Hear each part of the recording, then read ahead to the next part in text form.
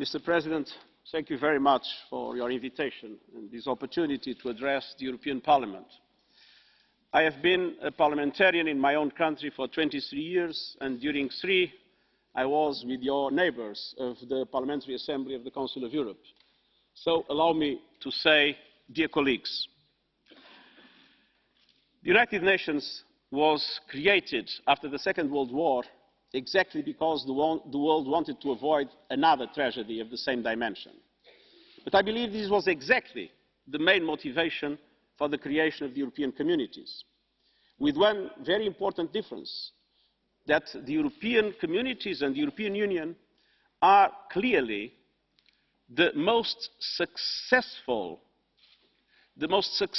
project of peace sustainability in the world since the beginning of history. And that is why I want to express here my very deep gratitude and appreciation for the strong commitment of the European Union and all its bodies to multilateralism, and for the very generous and extremely important contribution you give in development cooperation, in humanitarian aid, and also in the key central aspects of peace and security that are the core of the United Nations action.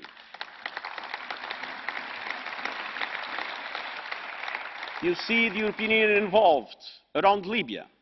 You see the European Union involved funding the AMISOM mission of the African Union in Somalia. We see the European Union in both financial support and training in situations from Central African Republic or Mali, and we're looking forward the support of the European Union for the initiative of the neighbours of Mali, the G5 Sahel. European contribution is today an absolutely essential part of what is necessary to make the UN effective, and I want to express my deep gratitude for that. Dear colleagues, it would be possible to come here and make the case that the world has never been better. And it is obvious that globalization and technological progress have, in the last decades, created the conditions for an enormous increase in global wealth, for a meaningful improvement in the living conditions of the majority of the population, even for a very strong reduction of the number of absolute poor, probably the Chinese contribution being essential for that. And some might even say, looking, for instance, at the number of soldiers killed in the battlefield, that this is the most period peaceful in human history. Now, these indicators might be true, but they are far from revealing the whole truth. And I think it is important for us to recognize that we are facing a number of unprecedented challenges that require the EU and the UN to work together.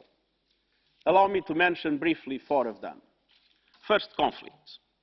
We are seeing a multiplication of new conflicts in the last few years, and old conflicts seem never to die, be it in Afghanistan or Somalia or the Democratic Republic of Congo. But the truth is that not only we have a multiplication of conflicts, but they change in nature. We practically no longer have wars between countries, even if there are some threats looming at the horizon. But most of the conflicts are internal, many of them linked to fragilities in the countries, but being internal, they quickly become a regional, have a regional dimension and sometimes even a global dimension.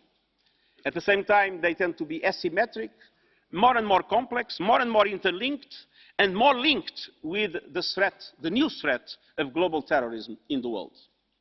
If one looks at the situation from Nigeria to Mali, to Libya, to Somalia, to Syria, Iraq, Yemen, Afghanistan, all these conflicts are becoming more and more interlinked. You see fighters going from one to another, and then some of them going back to their countries of origin and potentially becoming elements, threats to the security of those countries of origin.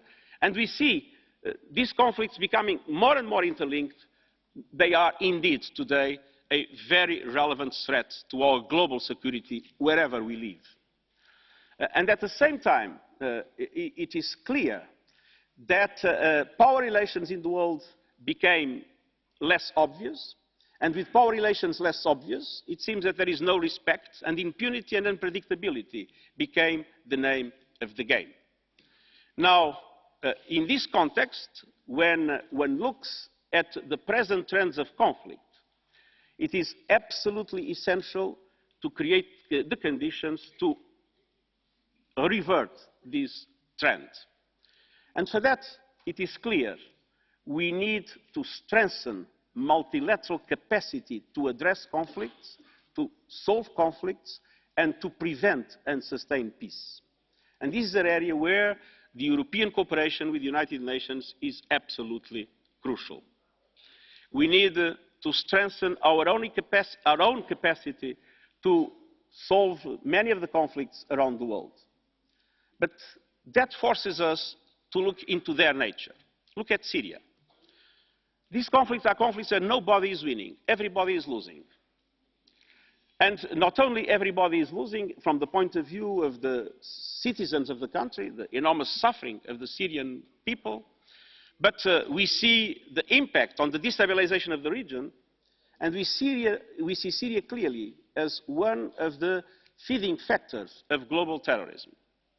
Now, the point is that we need to create the conditions to make those that are parties to the conflict, but especially those that have an influence on the parties to the conflict, to understand that indeed these are conflicts where nobody is winning, everybody is losing, and in which the contradictions of interest that might interest are much smaller than the absolute need to put an end to this nonsense and to eliminate this terrible threat for our own global security. And there,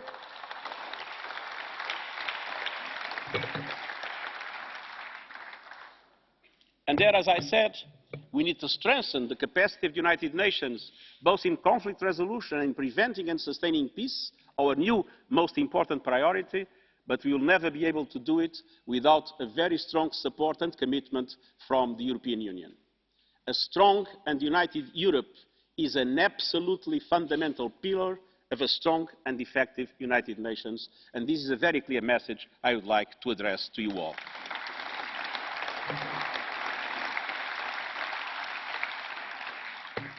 But in these conflicts, we see also horrible violations of international humanitarian law and human rights law.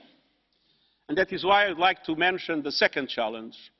And it relates to the fact that we see the human rights agenda losing ground to the national sovereignty agenda. That shouldn't make sense. National sovereignty is a central pillar of the United Nations Charter, and indeed, national sovereignty is reinforced when countries are able and governments are able to protect their citizens and to preserve human rights in their territories. But unfortunately, we have seen national sovereignty many times being invoked to justify the lack of capacity of the international community to address the terrible human rights violation challenges that we see in several parts of the world. It is my belief that we need to mobilize a broader coalition for human rights, and a broader coalition able to understand that we only strengthen national sovereignty by strongly promoting and protecting human rights all over the world.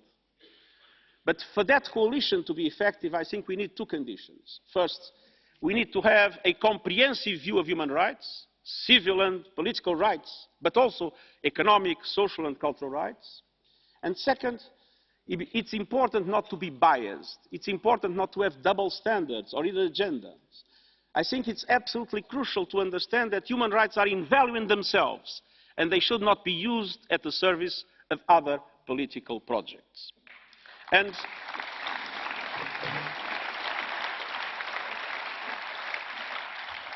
to be very frank, if we want to champion human rights, we need to have moral authority. And the recent migration and refugee crisis in the world has undermined, to a certain extent, the moral authority of several countries around the world to champion human rights in an effective way. This is why I want to say how important it is, from my perspective, the strong commitment of the European Union, together with us, in making sure that we are able to re-establish the international protection regime for refugees in line with international law, and to have Europe strongly engaged in a positive and constructive dialogue in the preparation of the global compact on safe, orderly and regular migration that I hope will be approved by the General Assembly of the United Nations in 2018. And in relation to this, I would like to make a few comments. First, it's essential that development cooperation policies are linked to our concerns about human mobility. It's essential that development cooperation policies are built in a way that allow for people to have the choice to remain in their countries, to have opportunities, to be able to build their lives with dignity in their own countries, for migration to be out of choice, not out of necessity. Second, I think it is essential to have a much stronger international coordination in cracking down on traffickers and smugglers that are, in my opinion, the worst criminals of today's world. But third, I also think it's very important to create more opportunities for legal migration and more effective cooperation between countries of origin, countries of transit and countries of destination. And I think that the European Union must be at the center of this dialogue, and your role can be extremely positive to find the necessary consensus to make the Migration Compact a success.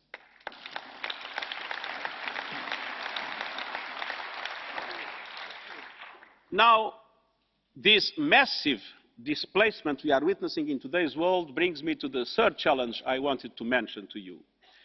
And that has to do with the fact that if one looks at the global megatrends that we face, population growth, climate change, chaotic urbanization in many areas of the developing world, food insecurity, unfortunately now translated into famine in some critical areas where conflict and climate change have been allying themselves to create terrible human tragedies, water scarcity. All these megatrends are interacting with each other in a stronger and stronger way, in a world that is smaller and smaller, and they are having dramatic impacts in the increase of fragility of states, in the increase of displacement of people, and increase of human suffering in the world, and creating, in several circumstances, the potential for conflict over scarce resources. Now, in this context, it's important to recognize that climate change is the main accelerator of these factors. And being climate change the main accelerator of these factors, it is absolutely essential that the world implements the Paris Agreement and implements it with an increased ambition.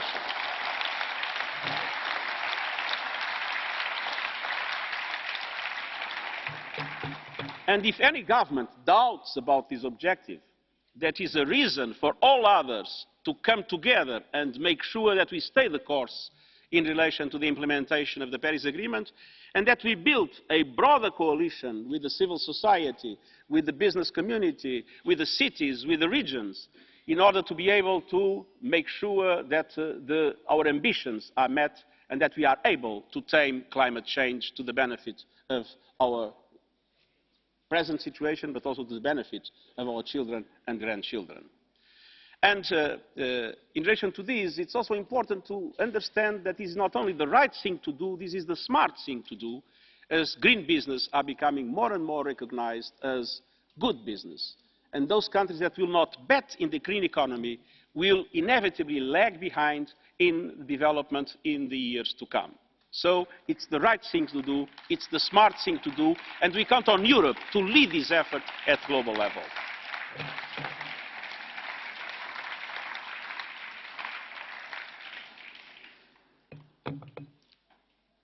But indeed, one of the key impacts of climate change is the acceleration of displacement, which is very much linked to the problems of migration and refugees that I mentioned.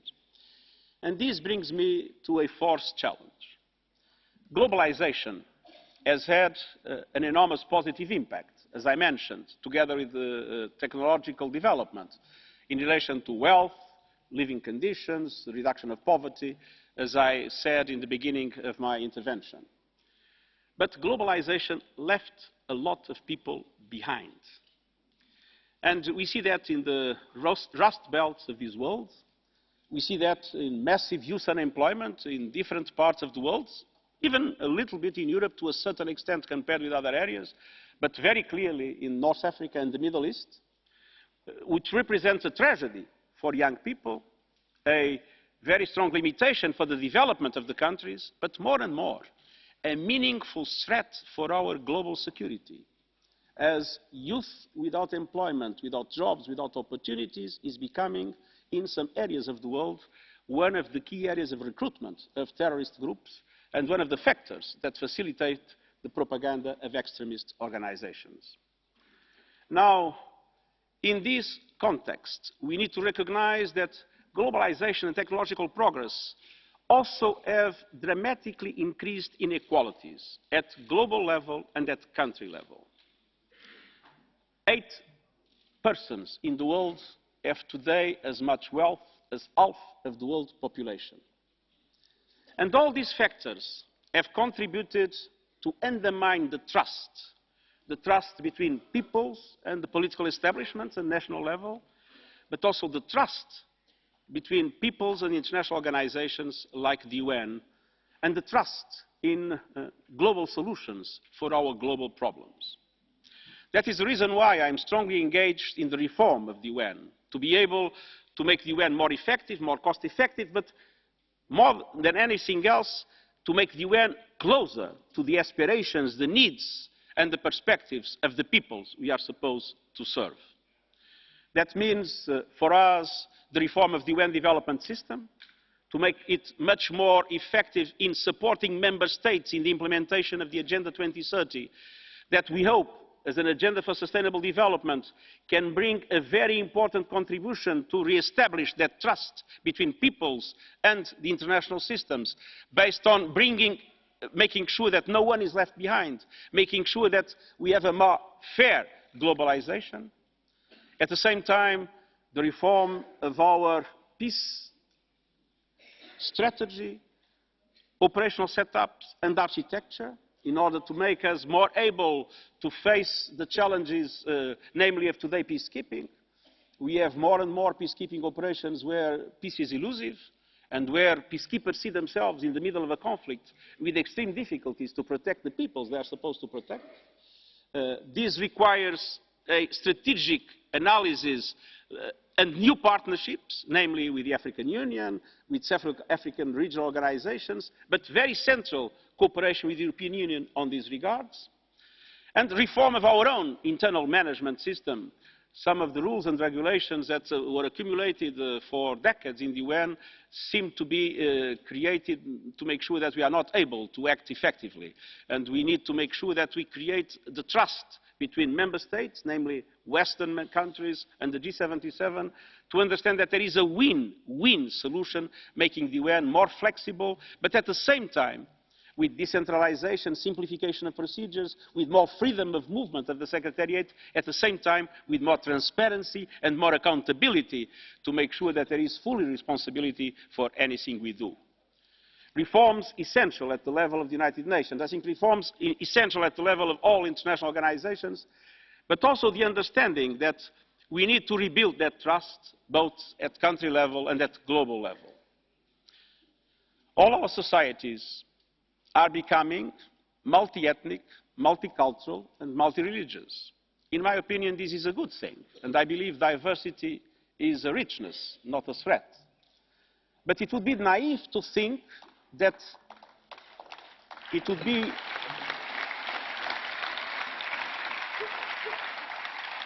be naive to think that diversity will be a success automatically. For diversity to be a success, we need a massive investment, a political, social, cultural investment by governments, by local authorities, by civil societies, in the social cohesion and inclusivity of our societies. To make sure that people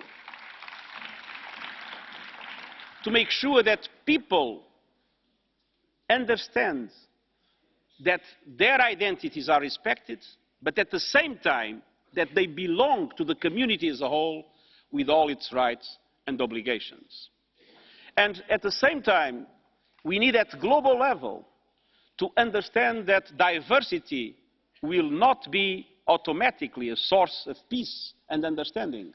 That we also need a massive investment, an investment in international cooperation to bring people together, to make people know each other, respect each other, cooperate with each other, and to do it in a way in which it's possible to have everybody working together to face the global challenges that are in front of us and that no country can solve in an isolated way.